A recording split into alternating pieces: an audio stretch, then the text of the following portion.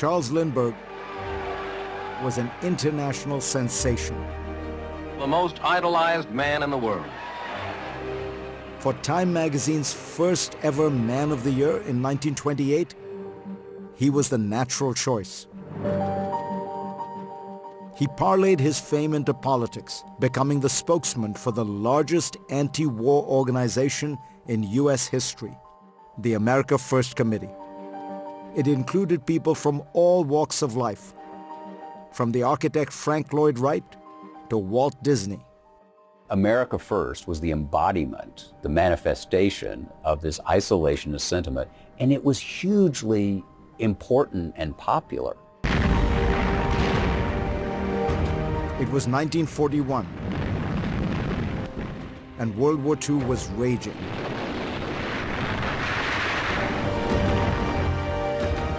The Nazis had taken over most of Europe, but Americans wanted desperately to stay out of the war. 93% of them, according to one poll. The America First Committee grew to 800,000 members, and Charles Lindbergh was its champion. We cannot win this war for England.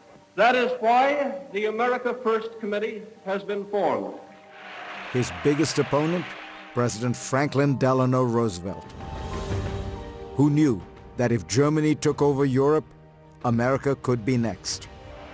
It would take his most masterful political performance to ready a nation for war, a war that almost no one in America wanted to get involved with.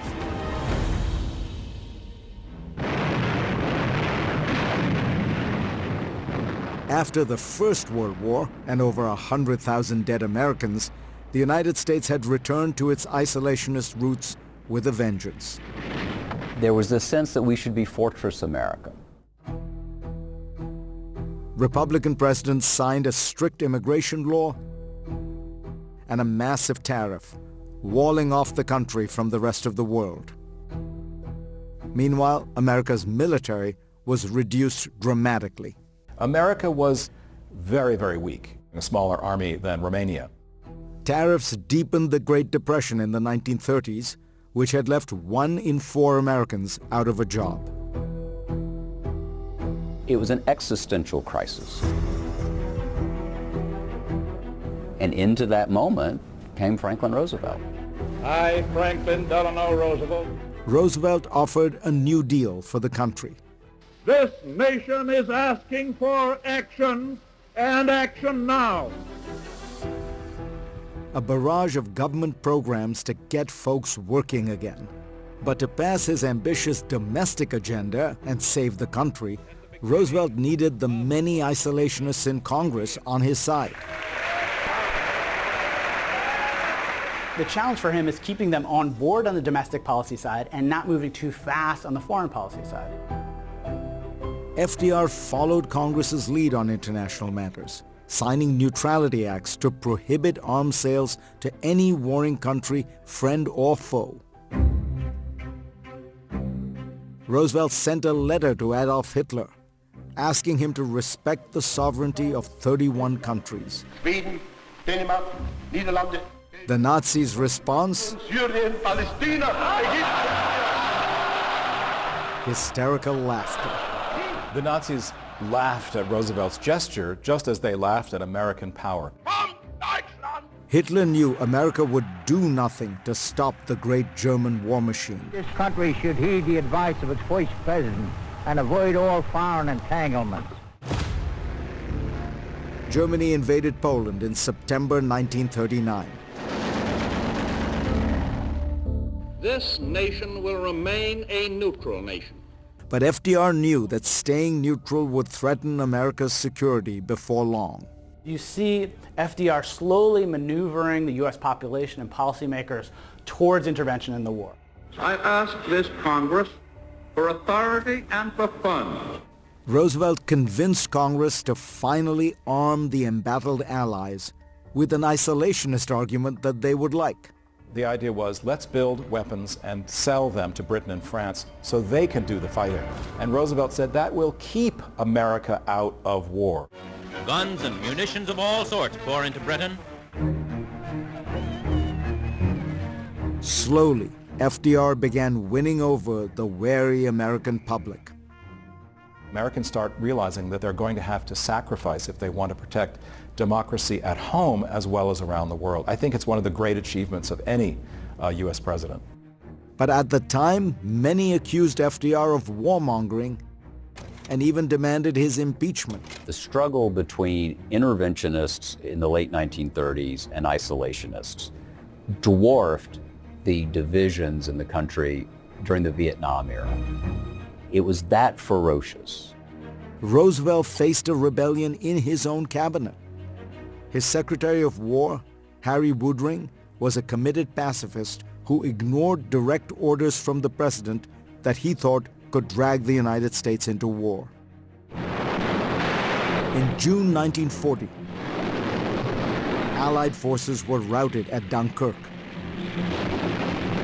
Germany was rolling into Paris. Next on Hitler's list was London. Roosevelt ordered bombers for a desperate Britain, but Woodring refused. FDR couldn't have an isolationist pacifist as your Secretary of War. Woodring lost his job, but not his cause. He walked out of the White House and joined Charles Lindbergh's America First Committee. The committee would be remembered for the anti-Semites in its ranks. But its support ran well beyond just bigots. Gerald Ford, the poet Robert Frost, and the future Supreme Court Justice Potter Stewart were all associated with the group. Isolationism was so popular that it even threatened FDR's re-election in 1940, requiring a somewhat misleading campaign promise. Your boys are not going to be sent into any foreign war. He had to know that wasn't true, but he knew he had to get reelected, so he went ahead and said that. FDR won the election, but around 80% of Americans still remained opposed to entering the war. All of that would change in a single day. December 7th, 1941, a date which will live in infamy.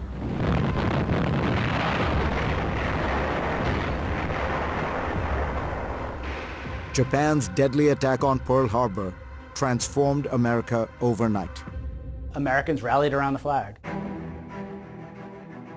Now, 97% of Americans supported going to war. The America First Committee disbanded. Isolationism in America was dead.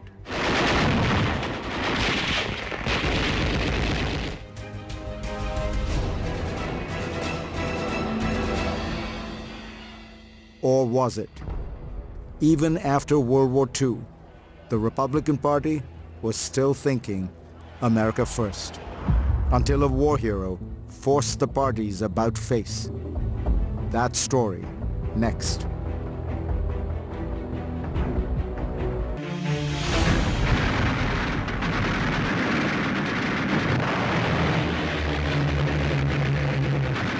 Tens of millions dead. Cities reduced to rubble. An entire continent in ruins.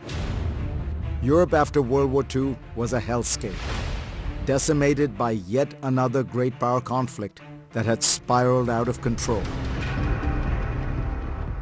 The United States had been drawn into it at a cost of nearly 500,000 American lives. Yet even after the Second World War, there were many Republicans who still believed in America first, and that the nation's wisest course was to turn inward. It took a World War II hero to inspire an about-face in the party, General Dwight David Eisenhower. He believed that America's enormous sacrifices could not be allowed to have been made in vain. So he campaigned for a fledgling alliance called NATO and led Republicans away from isolationism for the rest of the 20th century. This is the little-told story of how a general became a reluctant politician when the world and America needed him most. So help me God. Before Eisenhower, there had been President Roosevelt, who laid the groundwork for the post-war world. In 1943, he met with Soviet Premier Joseph Stalin, outlining his idea for an international organization with, quote, 4 policemen: the United States, Britain, China, and the Soviet Union. We have learned that we cannot live alone, at peace, that our own well-being is dependent on the well-being of other nations far away. Tragically, Roosevelt would not live to see his dream realized. The flag flies at half-staff as a grief-stricken nation mourns the death of Franklin Delano Roosevelt, President of the United States. Just weeks after his death, delegates from 50 nations finalized the charter for FDR's dream, the United Nations. The charter of a new world is born. The UN was just one prong of a new American-led world order meant to ensure that there would never be a third world war. We accept the principle that American power in the world is a good thing. Isolationism is not the way to peace. Neutrality is not the way to peace.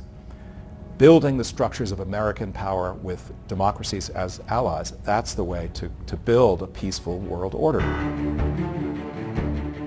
There was the Marshall Plan, America's multi-billion-dollar program to rebuild Western Europe. American help to supplement European self-help. The International Monetary Fund and the World Bank to promote peaceful global trade. And the North Atlantic Treaty Organization, or NATO, which would protect its member states from the Soviet Union. Undoubtedly, the institutions born out of World War II helped to prevent another major power conflict on the scale and scope of the Second World War. Both Roosevelt and his successor, Harry Truman, were Democrats, and engagement with the world was their philosophy. On the Republican side, things were murkier. There remain what we sometimes call the old guard of Republicans who are very critical of this rapid expansion of America's world presence. Former President Herbert Hoover wanted to end U.S. military aid to Europe despite the growing Soviet threat. And then there was Ohio Senator Robert Taft, a frontrunner for the 1952 Republican presidential nomination. Taft was a vigorous opponent of the World Bank and the Marshall Plan. He also voted against NATO. A soldier from Abilene, Kansas, USA. But there was another big name in the mix for the Republican nomination. General Dwight Eisenhower had a competing vision for America's place in the world. He had led the Allied forces to victory as their supreme commander in Europe. Exhausted from his years in uniform, Eisenhower fantasized about buying a ranch and retiring. I intend to have nothing whatsoever to do with partisan politics. But then, duty came calling again in the form of a request from President Truman.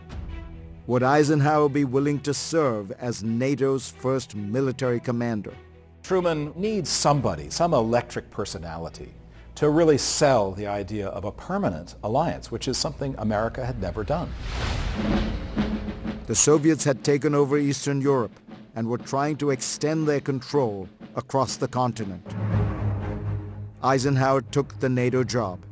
An order announcing his assumption of command. He made a forceful case for the new alliance to the nation. If we Americans seize the lead, we will preserve and be worthy of our own past. Our children will dwell in peace. They will dwell in freedom. They will read the history of this decade with tingling pride. But there was one man Eisenhower was especially eager to convince, the Republican frontrunner for president, Robert Taft. Before the 1952 Republican primary, Eisenhower met with Taft and proposed a deal. He, Eisenhower, would withdraw publicly from consideration for the nomination on one condition, that Taft endorse NATO. But Taft refused. He says, I'm not doing it. I've been an isolationist all my life. I believe America should look inward, not outward. I would never say such a thing. Eisenhower had long been reluctant to enter the political fray. But with NATO on the line and public support for his candidacy catching fire, he felt he had no choice. If Taft became president, it would be a blow to everything he had done to win World War II, to build NATO. So he's persuaded that to defend internationalism, to defend this new American order, he must run for president. Chicago becomes the focal point for the nation's eyes as the hottest, bitterest Republican convention in 40 years gets underway.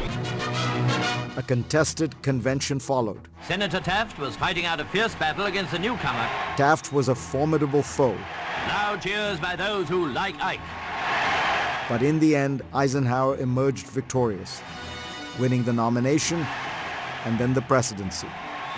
You have summoned me to lead a great crusade for freedom in America and freedom in the world. Those words ushered in a new era.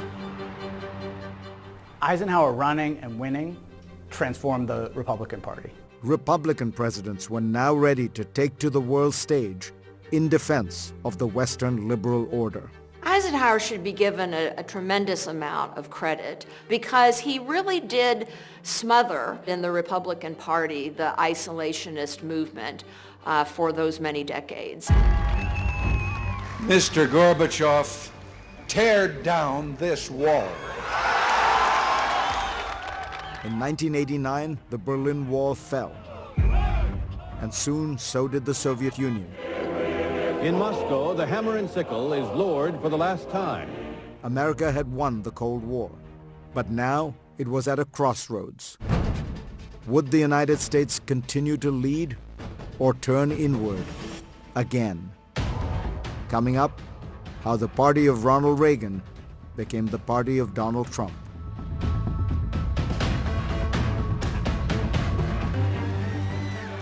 Patrick Buchanan right now being welcomed by a throng of supporters. Did I not tell you we would make history? In 1992, a dark horse Republican ran for president on a then controversial slogan. America first. America first. America first. America first. His name was Pat Buchanan, and he shocked the pundits with a surprisingly strong showing in the New Hampshire primary. The President of the United States! He scared the sitting president, George H.W. Bush. Buchanan would eventually fade, but he was the canary in the America First coal mine. Maintain your sovereignty of your own country. Why did his America First message fall short then and yet become a massive success years later? This is the story. We were with you then, we're with you now. Of how the party of Ronald Reagan, So help me God. So help me God. became the party of Donald Trump. From this day forward, it's going to be only America first. America first. Before Trump, Looking out here, you can't tell a Republican from a Democrat or an independent out here. there was Pitchfork Pat Buchanan, a former staffer with President Nixon turned conservative cable star. Crossfire. On the right, Pat Buchanan. Buchanan long had the pulse of the GOP's base. We've been together 8 years now, and soon it'll be time for me to go.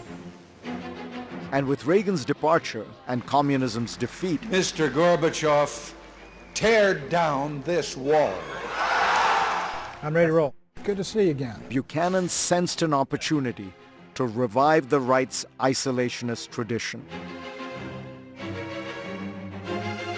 His rival for the soul of the GOP was Reagan's successor, George Herbert Walker Bush. Bush was the quintessential establishment Republican, determined that America should continue to lead the world after the fall of the Berlin Wall. He helped reunify Germany. Germany is united. Germany is free. Tonight, The battle has been joined. And he led an international coalition to kick Saddam Hussein out of Kuwait. The skies over Baghdad have been illuminated. That victory was swift and convincing. Kuwait is liberated. Bush declared a new world order, led by the USA. A new world order, where diverse nations are drawn together in common cause. The economy today. The economy. The economy. But across the nation, many Americans did not feel they were winning. Unemployment is the highest in nearly a decade. The country was in a recession. Let me tell you about Mr. Bush's New World Order. With the Cold War won, people wanted to focus on problems at home. Buchanan's coming through. From his perch on cable television, Pat Buchanan took notice. Pat 92! And Pitchfork Pat seized his moment. Declaring my candidacy for the Republican nomination for President of the United States. Reagan had spoken of America as a city on a hill. Buchanan saw a fortress in need of defense. The United States and Mexican governments. Buchanan blasted free trade deals. The president ought to be tougher in protecting American jobs and American businesses and American industries. He wanted to stop paying for the defense of longtime allies. The Germans and the Japanese have been free riding and freeloading off the United States. And if I'm president, they're going to pay the full burden of their own defense. He rejected international commitments, demanded a border wall, and he summed it all up with one big slogan. I believe in a foreign policy of America first. Buchanan's America First stance translates into opposition to foreign aid, lower taxes, trade protectionism, and immigration restrictions. To the shock of the political establishment, his message resonated. Patrick Buchanan right now being welcomed by a throng of supporters. He earned nearly 40% of the vote in New Hampshire. Did I not tell you we would make history? Bush would win the nomination easily. Here we go. But Buchanan would eventually win the argument for the party's future. My friends, we must take back our cities and take back our culture and take back our country. In 1996, Buchanan won the New Hampshire primary. A Buchanan bombshell rocks the Granite State. That was Pat Buchanan's high watermark. But his America First philosophy had an impact on the GOP. We will not be permanent peacekeepers, dividing warring parties. In 2000, during George W. Bush's presidential campaign, he said America should scale back its foreign commitments. I don't think our troops ought to be used for what's called nation building. Then, suddenly, the world changed. After the attacks on September 11th, Bush promised to eliminate terrorist threats around the world. The people who knock these buildings down will hear all of us soon. The United States military has begun strikes against al-Qaeda terrorist training camps. He invaded Afghanistan. Coalition forces have begun striking selected targets. And then Iraq. All who live in tyranny and hopelessness, the United States will not ignore your oppression. A totally transformed Bush said he would spread freedom and democracy everywhere. When you stand for your liberty, we will stand with you.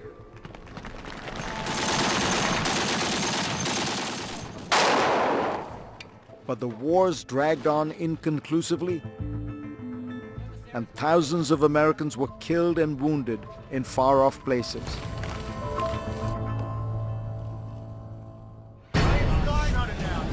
The U.S. banking system remains in deep trouble. Then, in 2008, the worst financial crisis since the Great Depression shattered the economy. Once again, America's elites looked like they had led the country astray. Along came the Tea Party, a hard-right rebellion against those elites. Its big target was Bush's successor, Barack Obama, America's first black president. But the wars and financial crisis had happened on Bush's watch. I'm going to sign it into law. A rage-filled right-wing base went after the Republican establishment as much as the Democrats. They believed that as the country navigated a globalizing world, they were being left behind. America First became an alluring refrain, and Donald Trump became the ideal messenger. They're bringing drugs, they're bringing crime, they're rapists, and some, I assume, are good people. Donald Trump has often been accused of having no real convictions. Do you have an interest in political office at the national level? Well, I'll tell you, Pat, they treated me beautifully in New Hampshire. But he had been preaching his version of America First for decades. I'd make our allies pay their fair share. Trump slapped tariffs on trusted allies and tore up treaties. The United States will withdraw. A word about loyalty. The party of Reagan had been transformed into the party of Trump. Witch hunt, scam, hoax. A party likely unrecognizable to the man who was once the right's greatest hero. Fight for Trump! Fight for Trump! Fight for Trump! Coming up, my thoughts on America First.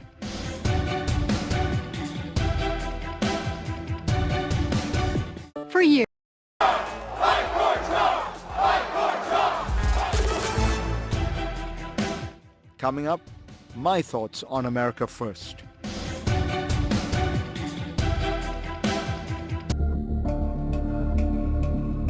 And now for some closing thoughts on America First.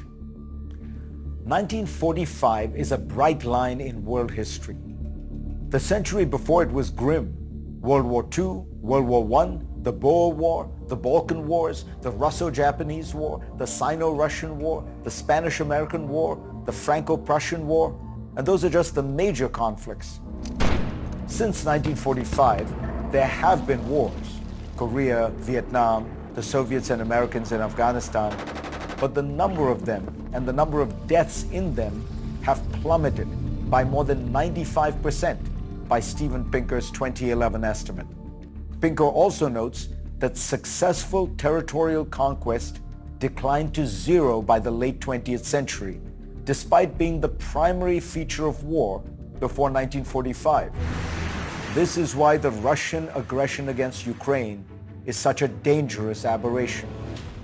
There have been many civil wars, of course, but Pinker showed that these have been less bloody than the major wars of the past. The reduction of conflict is just one measure of the changes in the international system since 1945.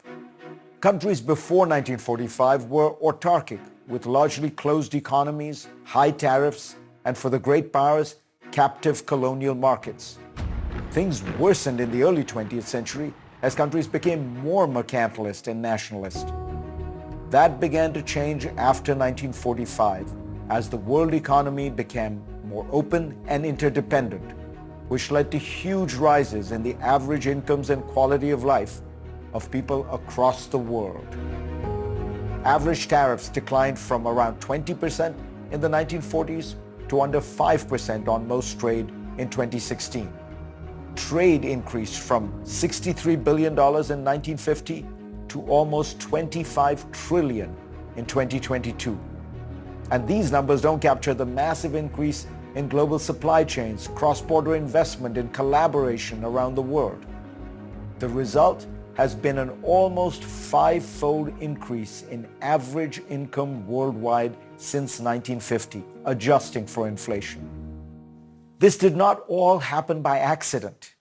It happened because the world's leading nation, the United States, organized the world around a series of ideas that produced a very different international system than before, creating a watershed in international history.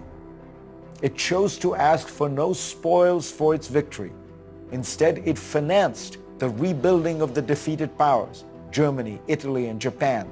It poured money into poor countries, helping them to eradicate many severe problems of health and nutrition. Through the Bretton Woods institutions, it created a structure of international trade and collaboration that birthed the open world economy. And with its efforts to force Europe's colonial powers to end their imperial roles, it allowed for a new world of independent nations. I'm not being naive. America was often selective, hypocritical, and wrong in doing these things. It still is. It often made tragic errors in using force to punish what it regarded as bad regimes, from Vietnam to Iraq. But compared to past great powers, the United States' behavior and the world that it made stand in bright, shining light. This world would not have come into being had Germany won World War II. It would not have expanded massively after 1989 had the Soviet Union won the Cold War. It was not all an act of altruism. America genuinely believed that a world of openness, order, and liberty would be a more prosperous and secure world for all, especially the richest country of them all, itself. The evidence bears this out. The United States has stayed the world's leading economic power since 1945.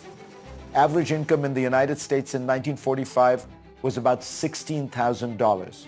Today, it is about $58,000, both numbers adjusted for inflation. Indeed, today, America dominates the world of technology and economics on a scale that is unprecedented. In 2008, the Eurozone economy and the American economy were about the same size. Today, America is almost twice the size of the Eurozone. And yet, many Americans want to turn inward. It's understandable.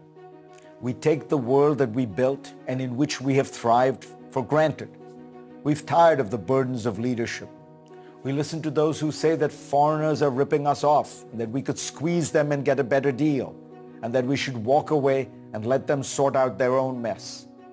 We are seduced once again by the siren call of America First. But once we walk away, the world we built will crumble. It is not naturally occurring and will not survive an American abandonment. No other power can fill our role. It is the labor of many generations that have built up these institutions and order. It would be the work of a few years to let it all erode and collapse. Depending on how America acts over the next few years, we might be entering a new world. Actually, one that is old and familiar, one marked by narrow nationalism, protectionism, insecurity, and constant mass-scale violence and war.